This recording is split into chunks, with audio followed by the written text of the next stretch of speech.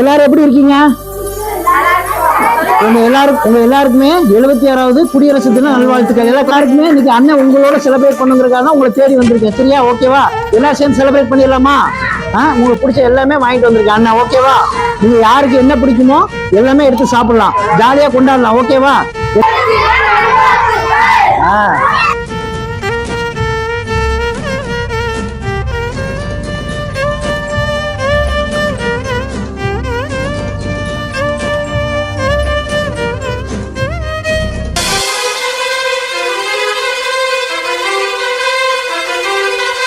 இனம் மாறலாம், குணம் ஒன்றுதான்.